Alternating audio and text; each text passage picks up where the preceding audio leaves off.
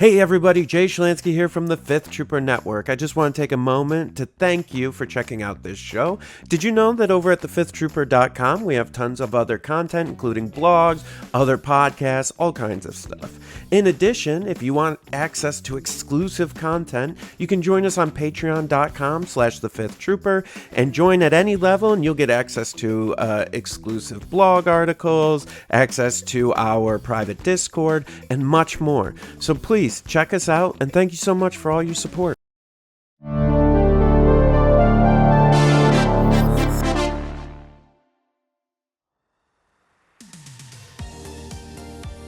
Welcome to the Notorious Scoundrels, a Star Wars Legion podcast bringing you the latest news, general perspective, and competitive discussion.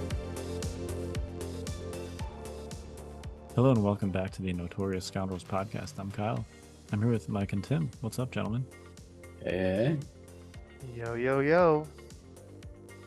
This is very... Sorry, go ahead. I was going to say, we didn't actually answer what's up. It's a big news day. Yay. Yeah, we got the schedule for Ministravaganza, which has quite a few very specific Legion events on there. So we're going to look over that and speculate a little bit, speculate wildly.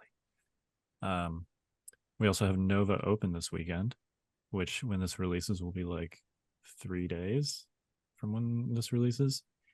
And true to form, I do not know what I'm playing yet, so Mike and Tim are going to help me waffle. Yeah, I'm down to 2 options, Mike. Come on. All right. And then we're going to see, we might, as we do, we'll get awesome on some hopefully productive and interesting side tangents during that discussion. So, and then we'll make some overall Nova predictions as well. So, yeah, I had in my mind what I wanted to play for Nova, and I had a list. I had it submitted. It was in there. The problem with said list is I need to get 7 more models painted, which does not sound like a lot. But to get them to actually look good with the rest of my clones, that's a little more effort than just slapping 3 colors on them. And I also have had literally no time to paint. So I'm now in a position 4 days before the tournament where I have to paint 7 models, 5 of which are ARC troopers, which are fairly labor intensive.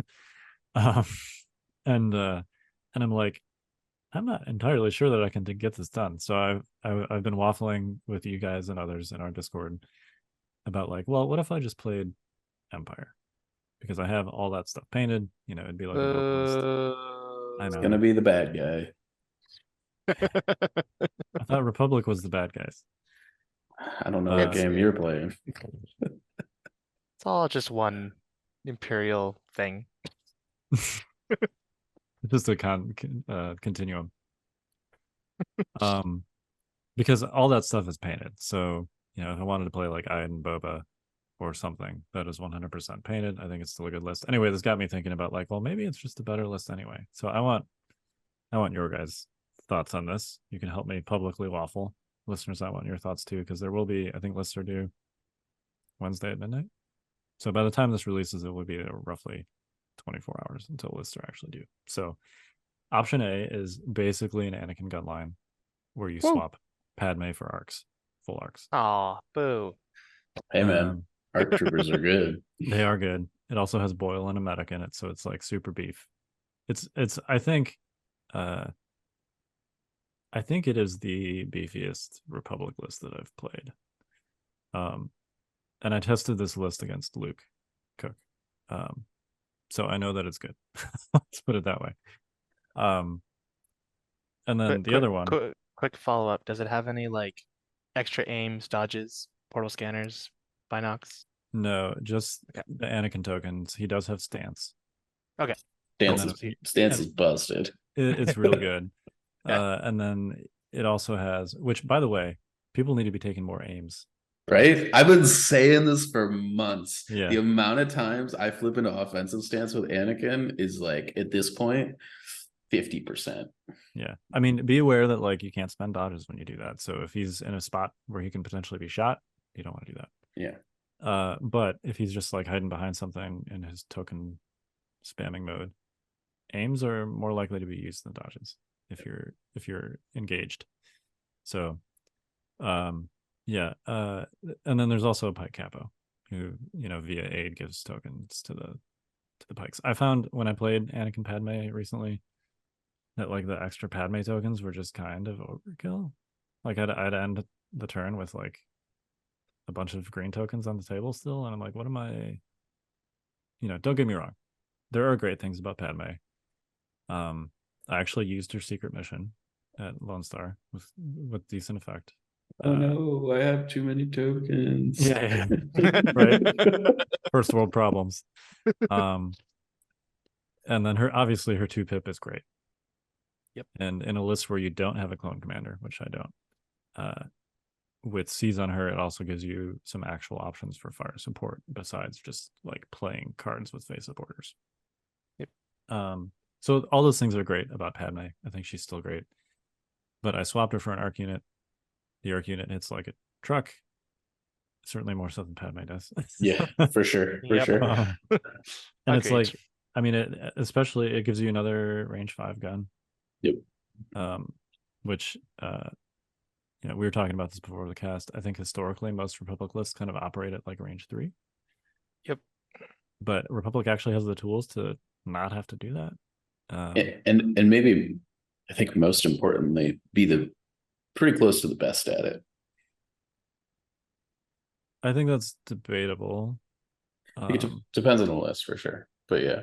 Yeah, I mean, I think that like an Empire high velocity Pierce spam list is probably going to be slightly better at it, but that list is not going to be nearly as good at range 3 as the Republic list is. Yeah, I do think that if you got barrier helps a lot. Yeah, I feel like that changes, but yes, it helps you defensively. I think offensively, the fact that arcs don't have high velocity, like if you're shooting into any other army that has reasonable dodge spam, you're going to be bouncing a lot more than like an Empire high velocity list would. For sure. You also cannot get range 4 critical on your core like the Rebels and Empire can. At least not good. I know the DC 15 is a thing. Technically, and you don't phase 2 mortar is a thing. Okay. I was gonna say we've got critical on all our core units, right? But neither of those things are, the CM93 or the T21B. They're not the best at that range band. Or the mortar, right? Yeah, they're operable, but not the best at that range band. They're usable. They are not like the thing that you take like you do with Rebels and Empire. So that's a long way of saying I don't personally, I know you differ, Mike, particularly with 501st, but I don't personally think that Republic can like outdo Empire and Rebels at range 4/5 even when taking arcs, but I think they can like pull even enough at that range and then just absolutely hammer them at range 3. Because when you take arcs, like the opportunity cost to still crush that range 3 band is not high. No, it's basically free. And then if you're running full arcs, the range, once you get to range 2, it's like even more silly. So I really liked swapping Padme for the full arcs, let's put it that way. So that's option A. The trouble with option A is that it requires me to paint 5 arc troopers as well as Boyle and a medic. Medic's easy. You just slap a little cross on somebody. I know that you can just take a dude and paint a red cross on him. I like to use the actual models. I went to the trouble to figure out which one is supposed to be the medic model. It is the guy that is kneeling with the little scanner that he's holding, but also not looking at. If you look at the pose, if you look at the pose on the box, he's kneeling. He's got the scanner like right here, and then he's like looking over here. I'm just looking in my bin right now. Yeah, I don't have him to, unfortunately. I do. I don't have him to. There you go. There he is. Yep. Oops. Yeah, looking away from the scanner. That is the medic model right there. Nice paint job, by the way. That's very Thank clean. you. I like the. Did you blackline that, or is that? Nope, like that is.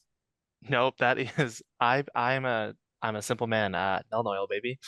Null oil is magic in a bottle. It is. Yeah. I actually had to buy some more. I ran out of null oil, which I had one of those ginormous pots, which is I think like some kind of achievement. It was one of these. I ran out of this pot size. Of It's course, this amazing that is you run green, so out it's and don't just disappearing, like but- jump it out, because that's usually how you run out. Yeah. right when you knock it over, that's when you have to go buy another one. They last until you knock them over. But I actually ran out of paint, which That's never I feel happened like that's before. achievement unlocked. So yeah, anyway, so that's a lot for me to paint in the next 3 days. Considering I have like no evenings available to do that, and I work during the day. Arcs are a process. They are. Yeah. They are, Yeah. and they're all, like, too complicated processes, because you have the white armor and then also the black armor, or whatever color you're doing that. Yeah, it's white and black and blue. Yeah. Luckily, I have the white done Okay. Well, because airbrush magic, yeah. and I have some of the black done, but that's basically it. So I got some work to do. Anyway, Well, you got 2 of 3 colors already. That's what I'm hearing. so and this is maybe what I'll end up doing, which could be part of this conversation too. I'd like to hear your guys' thoughts on this. I could probably get them to 3 colors within an hour. They would not look anything like the rest of my army as far as the standard is concerned. Personally, that would bother me. I don't know. How do you guys feel about that sort of thing? Like, would you care? Is it? I am trying to make myself care more these days. I am actively refusing to play with unpainted models right now. In an effort to make myself paint more models. It isn't working. So I mean, like, I get it. I don't know. But I think if you've got paint on them, like, just that's fine. It's not a big deal. I don't know. I mean, for me, I've painted many an unpainted model. For me, flyaway big tournaments are 100% painted for sure. But anytime I'm in a local, like, I'd like to have it painted, but 3 colors is often all it gets to. So you just need 3 colors. It's a local. Yeah, it's a local. It's a convention size local, but it's a local. Convention We'll be size locals, lucky you people. Jeez. Yeah, I will be sleeping at my house. Yeah, me too. It's much cheaper. Yeah. Yeah, I don't know. I'd prefer to get them fully done if I'm in a pinch and everybody's like, play the Anakin list. Then yeah, I'll probably just get them to 3 colors. Well, But and then you just do the uniliter and the heavy weapon and you move on with your life. I guess I don't like it when things look different. I think that's fair. I definitely I always like, I've got like a bunch of my clones, like you can tell which ones I like primed with Army Painter and which ones I primed with Citadel, you know? Mhm. Like you can tell the Army Painter is like a little bit more glossy or whatever. Mine, you can tell when I got an airbrush. Yeah, there you go. Some of them are rattlekind, Mhm. some But of you them can- are airbrush. I have really space tell. marines like that. Yeah. Yeah. Yeah. I mean, my clone army is like 2/3 like has an airbrush base coat from Kyle, and like the other third of them does not, because I don't actually own an airbrush. But There's I no mean, like, difference. I think overall it works for me, because I think like the color palette of like black and gray, I think lends itself a little bit more to that than It's a very darkish color palette to begin with. yeah. You can kind of like hide things in it. Right. Makes, Yeah, if you were talking can't really about do that white, with white. no. It's like It looks very different. slightly different shades of white is so obvious. Especially when it's applied differently. Yeah. Totally. Yeah. So yeah. Anyway, option B is basically an 11 activation Iden Boba list with 4 snipers in it. Iden Inferno, 2 strike teams. Option 1 is Republic nonsense, and option 2 is Empire nonsense. Got it. Look, Tim, I'd like to do well at this tournament. But it's just a local. It is just a local. with invites and a plane ticket at stake. And also, by the way, one that I've won 2 years in a row, so I have a title to defend. There you go. He's got to go for the Triple Crown. Yeah. So yeah, I don't know. It got me thinking, like, painting considerations aside, is the Iden Boba list just better? For context, it's So it's Boba with like his bare minimum of upgrades, C's and recon intel, Iden with a rifle, Inferno, 2 snipers, an officer, 2 shores with the heavy, 2 mortars, T-21 storm unit. That's 11 activations. Exactly 800 points, I think. So If not, it's close. this is gonna be very damning, and I think like very where like obvious where my stance on this is, but I don't think that I think the list that you ran with Iden Bobo with the pikes was much better. Sure, but that's also like 30 points over. No doubt. But I think that was why that list like kind of worked before. Okay. I don't think you got the mortars, you got the snipers, and I just feel like the way I feel about the meta right now is that there are like 4 or 5 good lists that can pretty much pick those units up off the table with impunity and at range.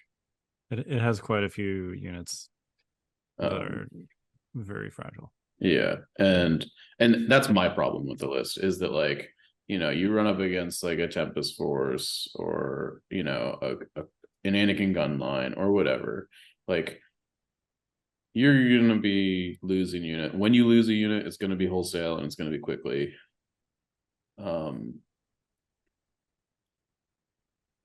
I just don't like losing units like that. Personally, That's fair.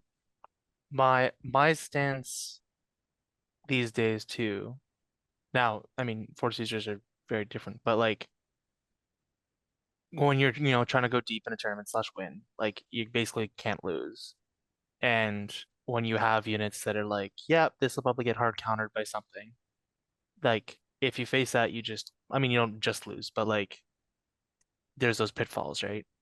And also, not, I mean, Boba's still Boba, but I also just like not having a force user going to a big tournament always feels a bit weird because they're able to get you out of a jam or put someone else into a jam. Looking at you, Mike. you're welcome. I think that's fair, though. At least on that point specifically, the only force user I'm really like scared of now is Yoda. I think Anakin is good and competitive, but you're not like scared of Anakin, so to speak, in that. No, in the same way, no. I am actively afraid of Commander Vader still. I'm gonna be honest. I think like a well-played Commander Vader is actually a pretty big problem. That's fair. And that was one of my other options, actually. Yeah. Which unfortunately I chickened out on, and now it's too late because I definitely don't have time to paint Vader. Well, and the other thing about going, like a well-played Commander Vader is there will be a well-played Commander Vader probably, right? Like it's a big tournament, and yeah, it's fair. Like I mean, just in general, like force users have taken a big hit, but they're still powerful, and people still know how to play them. And if you don't have a good answer to that, and I mean, Boba's your answer, fair enough, in the Empire list. He's an answer. Yeah. He's an answer, yeah. Fair enough. But someone is able to sneak a whatever force user you want into your lines in that list, and you could just fall apart pretty quick. It sounds like you're both making the case for the Anakin list. I mean, in fairness, I don't think Anakin helps a ton with Vader. In that, I think, or any force user, I think the issue with Vader is that like on the turn that you need to extract him, generally he's got an immobilized token. Commander Vader, yeah. The fact that he can make himself immune to force push by going. Yep. Slower. Yeah. It's just like that's not really the answer. But I do think Anakin's dodge tokens help with him, like for sure. They do. But I don't know. I mean, the reason at the end of the day, like the only reason Anakin is in these Republic Onlines is he's a token sharing battery that also happens to have force push. Like the attacking is kind of irrelevant these days. And also saber throw. Saber throw, like makes the Dark Trooper matchup better, it makes the Tempest Force matchup a little bit better, but like overall, I feel like the Anakin gun lines don't really rely on saber throw to like do damage. It helps you in specific matchups. It's a hedge. Yeah, absolutely. I feel like I play Anakin a little more aggressively than most people. That's probably I think true. we actually have a like continuum of how aggressive we play Anakin. Yeah. I think Mike is the most defensive. I'm sort of a neutral ground. I play him defensively or aggressively depending on the situation. And Kyle, you're quite a bit more aggressive with both of us. It's weird because normally I'm the one that's super aggressive with Force users. Yep. Like, and it's not close. Like Yeah, normally Anakin I play more aggressively sometimes than Yeah. like Vader, which is weird. I think the last tournament I went to, I played like 3 or 4 games, and I think I swung Anakin. I think I attacked with Anakin like a total of 1 time. Whereas I don't go very many games without attacking with Anakin twice. Sometimes it's once, sometimes it's 3 times, but it's usually twice. I usually shoot for 3 at least. But I shoot for 0. Yeah. That's fair. And then even further towards the aggressive side than me, you have Keegan, who's like, I want to attack 6 times with Anakin. Yeah, he's like, I'm playing Relentless on turn 1. I'm like, all right, man. Yeah. Yeah. You do really funny. We were talking about the order of like Anakin's command cards that you play. And he's like, oh yeah, you start with the Relentless one, obviously, so you can saber throw on turn 1. And we're like, huh? Like we play this character very differently. Yeah. The core point though, at least with me and how I view him is he doesn't have any splashy like murder you cards like Vader does, right? But he's, other than Obi-Wan, who's unreliable in this department, he's the only Jedi that like defensively wounds things that punch him. He gets a free dodge token every turn, and he has a good lightsaber. It's a really good lightsaber, actually. It does its job. So like if you're talking about like Maul or Luke, or even like Ahsoka, basically Force users that like don't surge in melee, and or have low health cores, or both. I'm a lot more timing sensitive with them, even in melee, because like for them, getting punched is just actively bad. No. If I'm in a situation where like Anakin has to get punched, I'm like, all right, go ahead. Like you're probably gonna do a wound to him, and he's gonna do a wound back to you. Or maybe you do no wounds to him, and he still does a wound back to you. Like, that's fine. Yeah, right. So I'm much less afraid of like having Anakin in melee in a way where I don't care about when he goes than I am about a lot of those other Force users, which means that I'm much more comfortable just getting him like right up in there.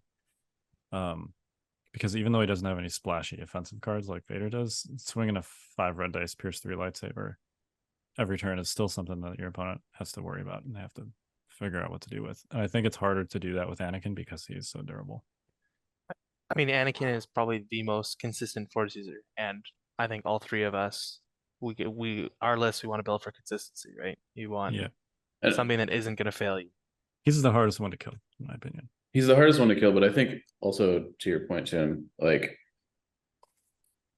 I think he's the only Force user that I can count on him to be able to do like 3 different things and know that regardless of what the thing is I need him to do, it's like very close to a 100% success rate before I even roll dice. Just in like the Force push obviously is like an auto thing. If I need like additional offensive firepower, I flip into O stance, takes a bunch of aim tokens, right? I need defensive tech, I flop into D stance, take a bunch of dodge tokens. If I need to kill something, like he's got 5 red dice, pierce 3. Like if it's 5 health, it's probably dead if he touches it, right? Or 4 health, right?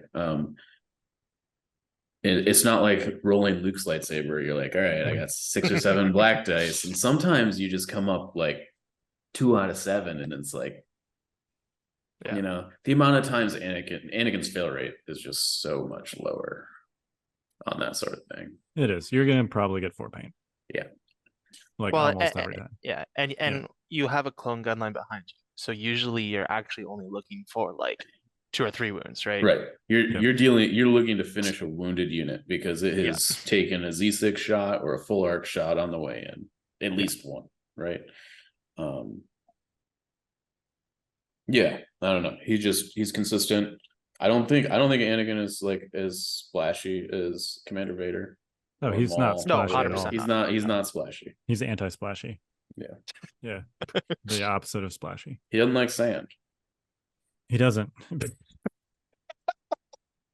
think that would make him more splashy, right? Look, Like, I was just trying to find something that fit. he sure spends a lot of time around sand for as much as he doesn't like it. Yeah. You know what? Maybe that's why they went to Tatooine. They're like, Vader's never going to want to come here. Yeah. Obi-Wan knew it. He's like, this planet is full of sand. You know, Anakin's never going to come here looking for somebody. Yeah. It's perfect hideout.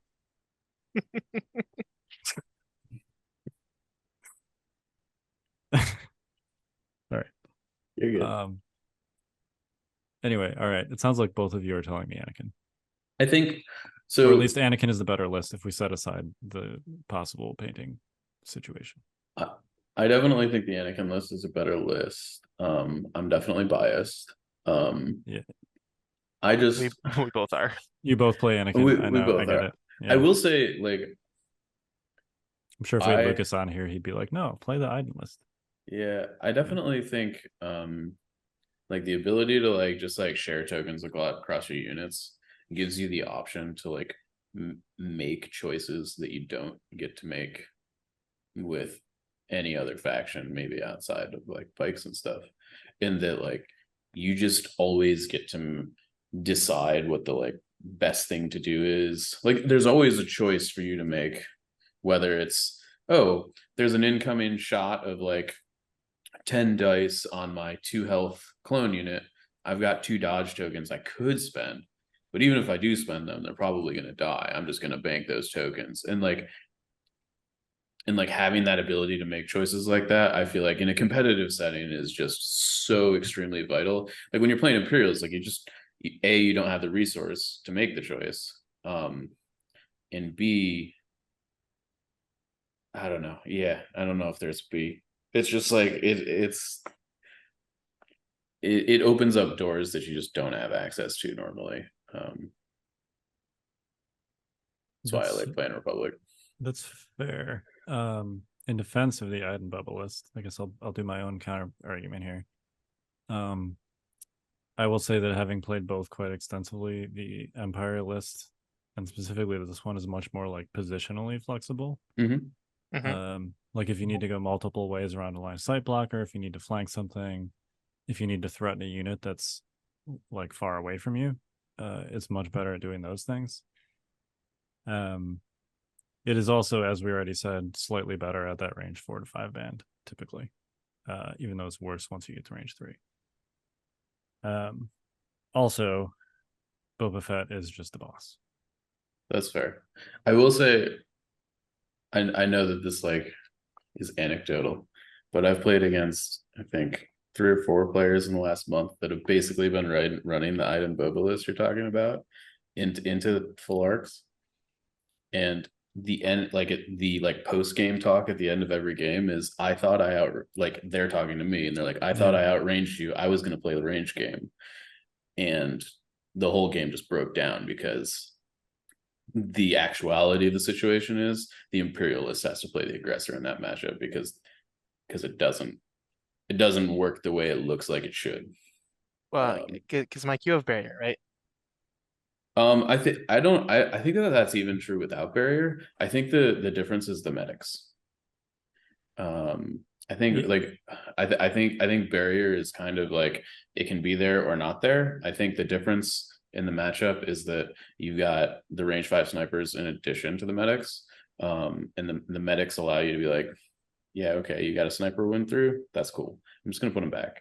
And obviously the like thing about the item list is that you can like go twice at the end of the turn, right? Like and like try and like circumvent the medic. At the end of the day, you're probably shooting into impervious saves, which like that still doesn't feel great. So maybe we need to play this matchup again, because the last time we did it, it was the pike list, which certainly was better. And it's for that reason now like 830 points. Yeah, for sure. But I definitely think that shooting arcs with your snipers and with Iden is a mistake. I agree. It's just when there's a bunch of full arcs on the other side of the table, sometimes that's all there is to shoot at. Sure. Yeah. I guess in that situation, I would go for the phase 2s or whatever first, and then try and close that distance a little bit once you've hopefully picked up more models. Yeah. But certainly arcs always have been and still are great into dodgeless red saves, which is what most Empire armies are. Yeah. I also think, by the way, Empire players should actually be taking the dodge action more in that situation. 100%. With things like shore troopers. I know it's like hardwired into Empire players that like maybe you don't even have any dodge tokens in your little token tray thing, unless you're playing a force user. But like, I'm being a little bit facetious there. But the point is like, sometimes you might actually need to like dodge with a shore trooper unit or stormtrooper unit. Especially against arcs. So yeah, I will say that I think yes, but I also think like swapping Anakin into O stance, like you just kind of like can find the crits anyways if you need them most of the time. Sure. Yeah. Anyhow, beating the point to death. That matchup is definitely not as Empire advantaged as it used to be, or as people think it should be. I think it's probably closer to a coin flip, assuming both are like if both sides like know their position at the start of the game and play into it correctly. But I think right now what I'm finding is that a lot of Empire players are like misidentifying their role in the matchup. Yeah, that's entirely fair. Yeah. All right. But which list beats Pink Suns?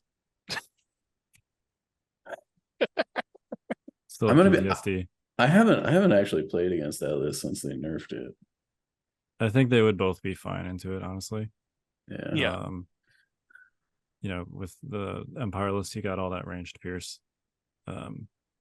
With the Republic list, you got the durability and the fact that like you just absolutely destroy things at range 3 and less. Anakin also just like picks up Black Sun unit every turn. Once they close. Yes. Having played that matchup with Vader, who also does that. Sure. I will say that it's not quite that simple, but again, that was me running Vader Blizzard Force, and the rest of Blizzard Force just melts. Yeah. To anything much less Black Sun. So it's not quite the same as with like, you do that with Anakin, you don't have to worry as much about your other stuff disintegrating. No. Yeah. But as I discovered, you do that with Vader, your other stuff will disintegrate. Yeah. I also think you're probably like, I would be more apt to try to do like sabers or fire sports into Black Sun with Anakin rather than actually engage melee. them. Yeah, right. Yeah, sort of pop out, throw a saber, pop back into like a bunker. Yep. I agree. And then like once they get really close, then you might just have to start swinging. But like when they're on that periphery of that like range 2, 2.5, 3 bubble, I'd be looking for the move out. For the saber throws. Yeah. Yep. 100%. Yeah, I think both of those would be fine. I was mostly just saying that to get a I know. rise, but I know.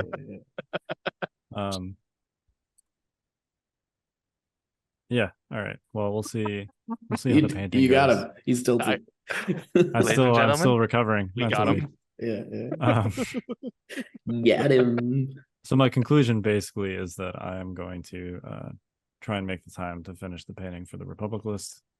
I mean, I think you should play the Empire list. I'd say maybe you have some ulterior motives. I don't in that recommendation. I have no idea what you're talking about. We're team Mike. This is I know, team I Fifth know. Trooper. We're team until we get to the finals. We had to fly all the way to Vegas to do that. I know. Actually face each other in a tournament. Yeah. Uh, It had been a while. yeah, it had been. Okay. What are you playing, Mike? Are you locked in at this point? I am pretty locked in. Locks. I am staying fast and firm to my nature. I have 4 snipers in my list, and I'm playing Republic. So I have made some alterations to account for the meta. Interesting. We'll see how that goes. Okay. But What is it? A ATRT with a cannon on it? no, I've never taken ATRT. ATRTs are so bad. No, I definitely have a bark, but it may or may not have a heavy weapon on it. Nice. So The only way for 501st to take an RPS. Yeah. The impact options are few and far between. It's also a pretty good weapon because you can It is. skirt around a range 4. Like against dark troopers, you just can like skirt on the edge range 4 because it's not fixed front. Totally. And I also think it sort of allows you to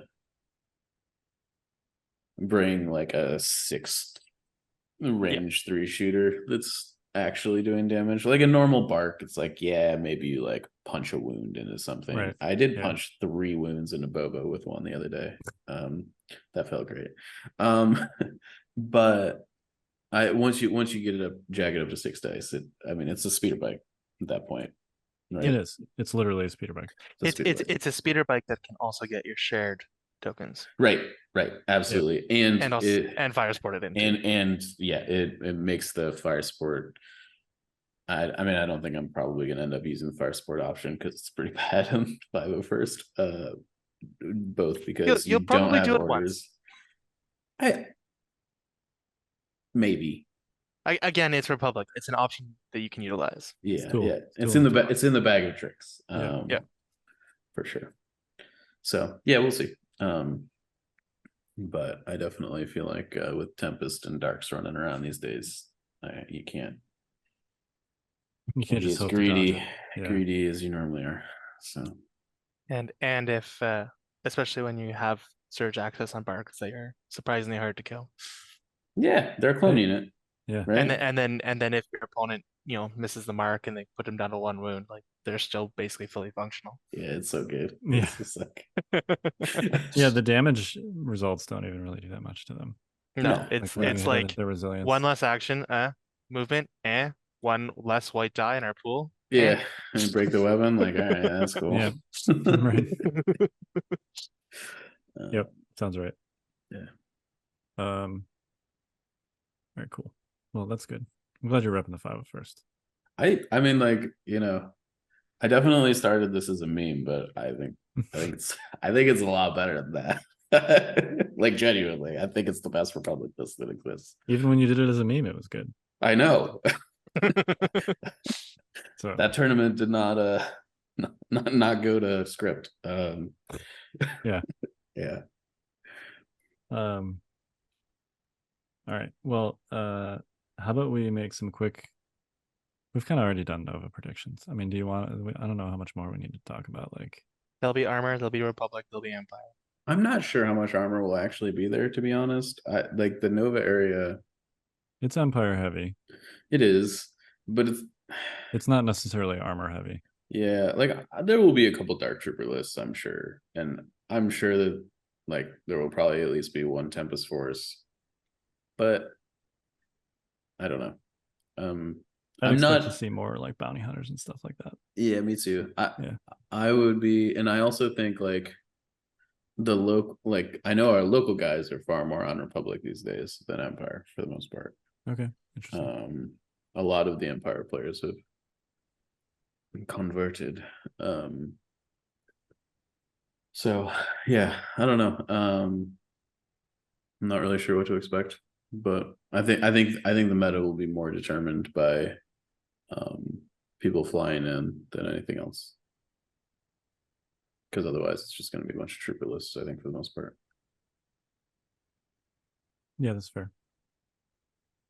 I think you'll probably see some Cassian Ahsoka lists. Yeah. Probably see a handful of like droid Cad Bane lists. Yeah, I'd agree. Yeah. I Pretty hope similar to LSO probably. Yeah, I don't think much has changed, at least as far as like, I think the only thing that maybe has changed is people are like way more down on Ewoks than they were at LSO. They're just also like more available though.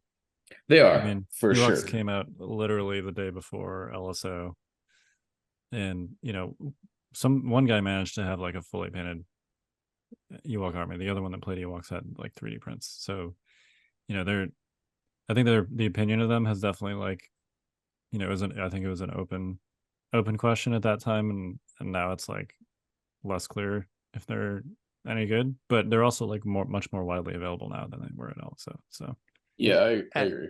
as we talked about consistency earlier, Ewoks really have matchups that they'll just get stomped on, like really badly. yeah, they're vulnerable to. It's a very like feast or famine list. There's going to be some Yep. where you walk into it and they're like, all right, well, you can't kill all my Ewoks. Yeah. And then there going to be others where you walk into it and you're like, oh, it's not good. So yeah, I agree. They're kind of like the inverse of a gatekeeper list. Yep. Maybe there's just like a bad gatekeeper list. Yeah, I think that's where I put Yeah. them. Yeah. Okay. I mean, they're a list that's like probably gonna pop in and win a decent sized tournament at some point, but that'll a little bit take some like good matchup draws throughout the tournament. Yeah, I definitely think there's some configurations that people haven't tried that maybe could be more. I think a lot of people are like focused on the ATSD at the moment because it feels like it's like a requirement. But I'm sort of of the mind that like if you're gonna do Ewoks, you kind of just like need to go all in on doing the Ewok thing. And the SD is kind of a trap, personally. Particularly with all the impact options that people are bringing to like handle the actual armorless. The ATSD just kind of like falls down really quickly. If the impact tapered off in the months to come, right? If like we went back to like a where we were a year ago stasis of how much impact people were bringing, Yeah. then that lone ATST would be a lot better, and then Totally. right tree in general would probably be a lot better. Yeah. But I think like, you can. I think if Han is ever going to be good, take him in Bright Tree. I agree with that. I actually think that you can pump the list up to like a high activation count with a bunch of units that are like have heavy weapons and stuff, and like Han really needs that to actually work, because you really want to like, if he's not last first in, he's dead. He is, but yeah. I also think the current problem with Han is not that you're not capable of like building a list where you can last first him. It's just that when he does that, he just doesn't kill anything. That's also fair, but he kills 2 models each time. I also think Ewoks are like thematically really good with reckless diversion if you can actually get an order on them with like if you like throw underworld connections on that him. part's more interesting to me. Yeah. But yeah, his offense killing 1 model a shot at range 2 is not good anymore. So it's fine. It's bad for something that is 100 points, unless they're like an absolute kick-ass support commander like a super tactical droid. You need to be getting some hybrid like offensive potential out of him. If Han also had his support ability, he would like some kind of gizmo to be supportive, then he would be a lot better. Or if he had an extra dice or sharpshooter too. Yes. That would go a long way. That would go a long way. Yeah. Anyway. All right. Well, should we talk briefly about the Ministrav schedule? Yeah, man, I'm hyped. Yeah, I was encouraged to see so many Legion events on this. We've got, let's just walk through them and then we can briefly talk about what we think is going to be in each of these. Star Wars Legion, War Table, Spec Ops. Could be Spec Ops. It's Spec Ops game, I guess. They're going to play a game. That's what a War Table implies to me, right? So somebody said that there is no actual games being played in the entire lineup of Ministravaganza. That's something that I heard. I'm not actually sure if it says that in this article somewhere. They do have descriptions of each one, and Oh, they here we go. say Yeah. a Okay. conversation about design and Yeah. development. So Yeah. Okay. Well, all right. Never mind. So not a stream of Spec Ops being played. A little disappointing that they're going the whole time without actually playing any games on stream, but I guess those like take a lot of time for. I'm okay with it. Yeah, it's fine. I'm generally more of the just talk, because like the gameplay is cool to show things off, but what I care about is whatever's being talked about. And then often what happens is I don't have time to watch the stream itself, and I like to like just listen if I'm working or whatever. But you can't listen to a game being played, but you can listen to a conversation. Also, That's- like, we're the ones that are going to break the units, not them. Like, Sure. Yeah. And I feel like stuff tends to get muddled sometimes too when it's previewed during gameplay than when they just like show us the stuff. So yeah, that's probably for the best. So yeah, War Table means a discussion around a table, not a game at a table, according to the description. Battle colors, the Hives of Geonosis, which is a painting. It's going to be a painting thing for Geonosians. Yeah, I mean, I think that'll be cool to see. I mean, I definitely think that you know, in this we might get unit cards and stuff too. We'll see. I don't know. Maybe not, but I mean, at some point during Ministrav, I would hope to see some Geonosian unit cards. Maybe not during like the specific painting stream, but there's also there's two other potentially areas where we could see unit cards for Geonosians. There's on Friday there's a Star Wars Legion Battle Forces Across the Galaxy, which is it's gonna be 4 new Imperial battle forces. Yeah, we've got Hurricane Force, Tornado Force, Derecho Force, Monsoon Force, and Monsoon Force. Yeah. Yeah, that would be funny, wouldn't it? No, I mean, I'd expect we'll see. I guess let's see, what does it actually say? It says, let's chat about Star Wars Legion Battle Forces, their genesis, their design and development, and their place within the game. We might even take a look at some new battle forces on the horizon. Yeah, so it seems like it'll be general design discussion, but they'll also probably preview some battle forces, one of which I would expect will be the Geonosian battle force. That seems likely, yeah. So, then we've got Battle Colors Empire's Elite. Join Will Schick in the Hobby Studios. He paints one of our new editions for Star Wars Legion.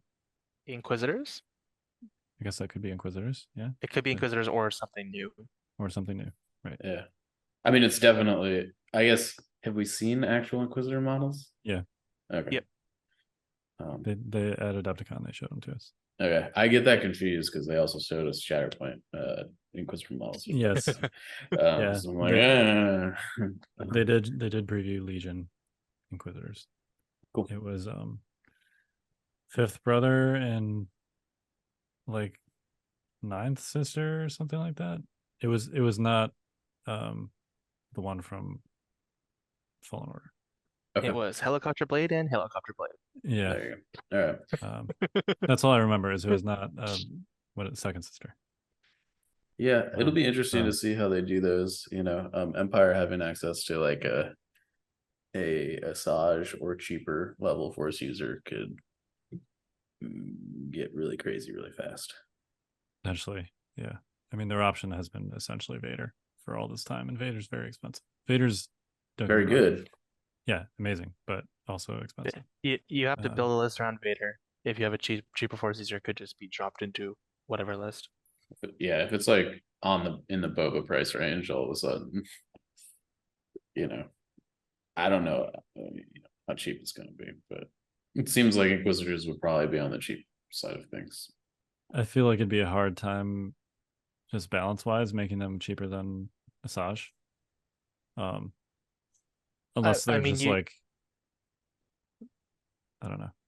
I guess I they mean, could have like, I see it like if you have like a Boba list and you drop Boba, drop a heavy weapon, you can put an Inquisitor in. yeah, if they're in the Asajj range, yeah. I would have a hard time picturing any Force user costing like 130 points.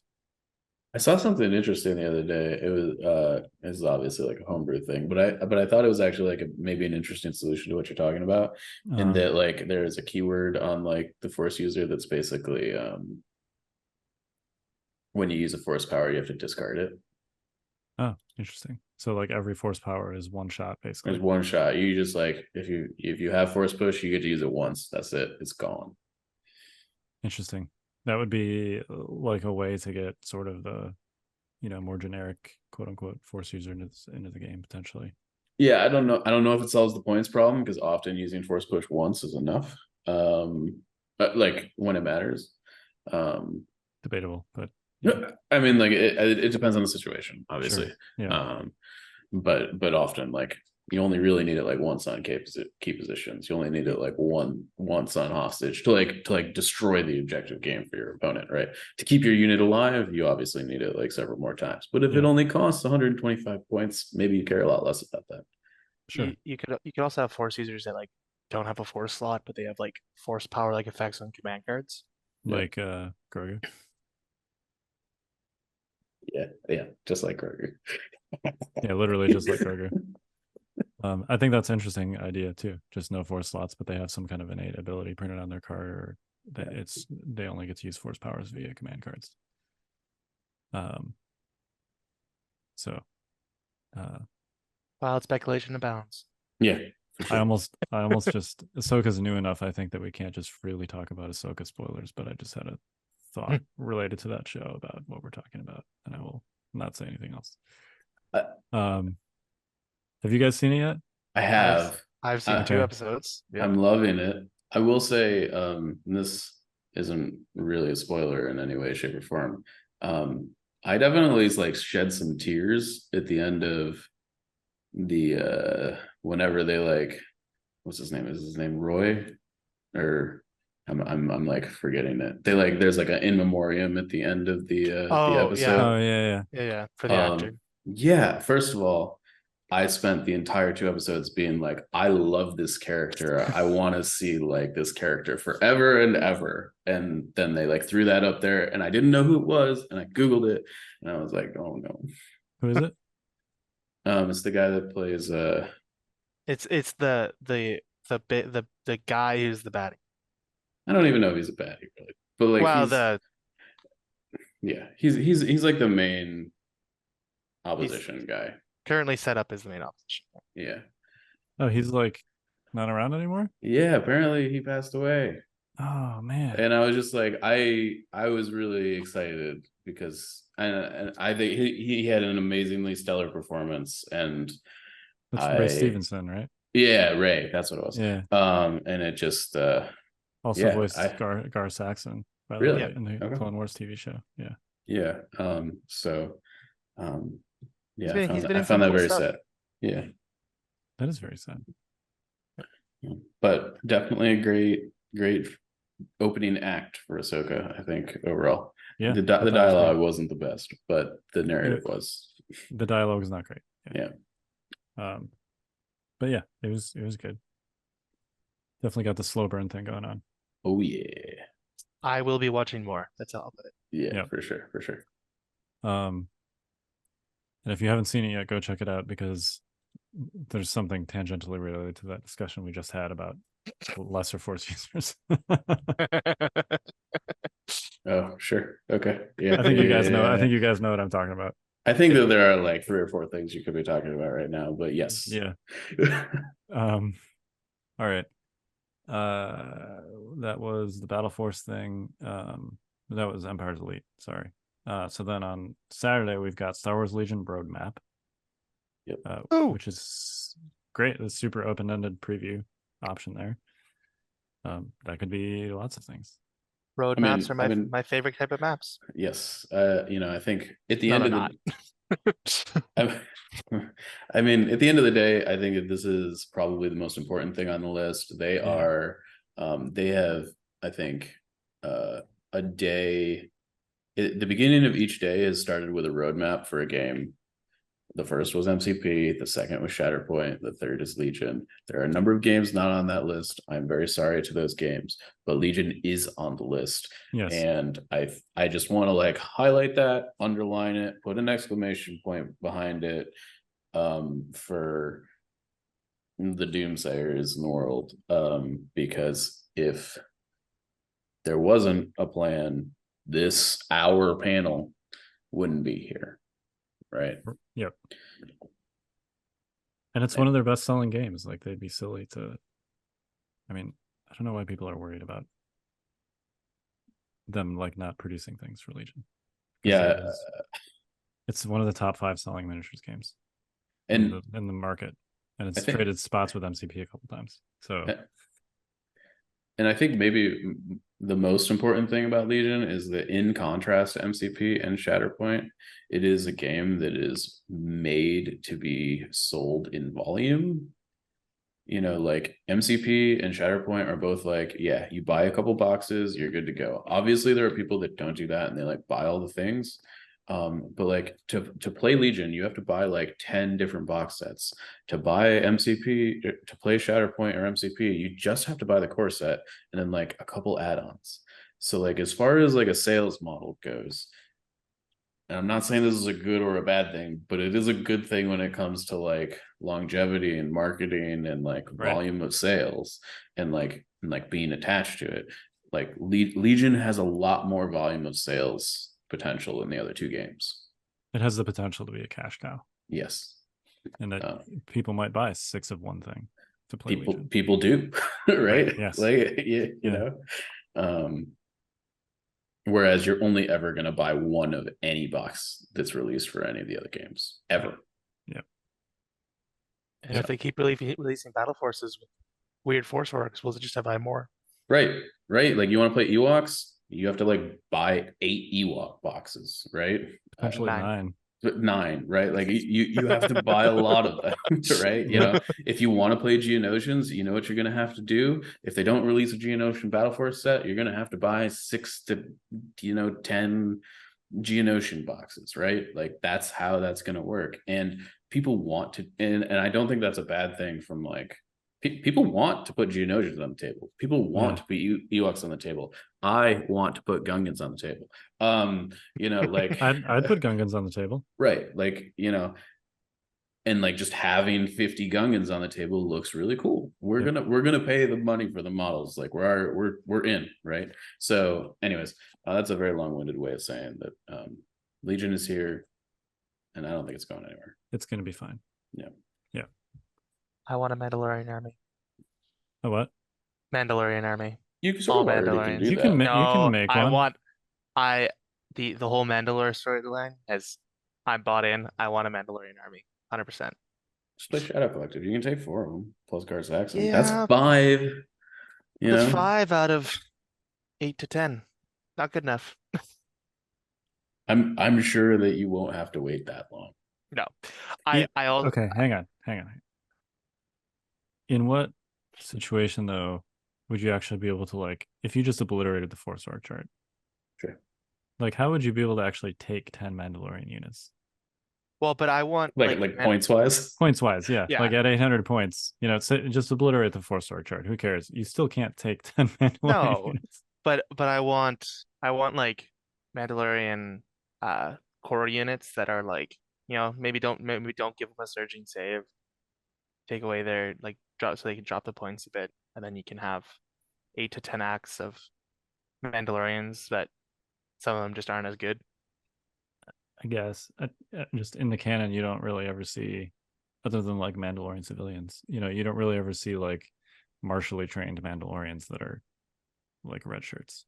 I don't know. Yeah, you do. In the background. It happens all the time. I would make the argument that the Coven or whatever and Mando is very like those guys are like their armor's not the best. It's pretty beat up. Like their armor probably doesn't surge. Maybe it doesn't have I impervious. I I don't know. I You mean, know. Beskar is good when it needs to be, and terrible when people need to die to make it bad. All right, What did I they call guess. Grogu? What is Grogu called? It's not like a Foundling. Padawan, a foundling. Yeah. You could have like the core be like Mandalorian foundlings, and they don't actually have Mando And then armor and yet. Anakin Okay. would love that. Right, Anakin would love exactly. It Yeah, would that. be great. right. I don't know, like Mandalorian trainees, I don't know. There are things you could do. I don't think that Battle Force would be very good. It's just we're now making bad Sure. units Yeah. even worse. Oh, I Uh, don't think it would be good.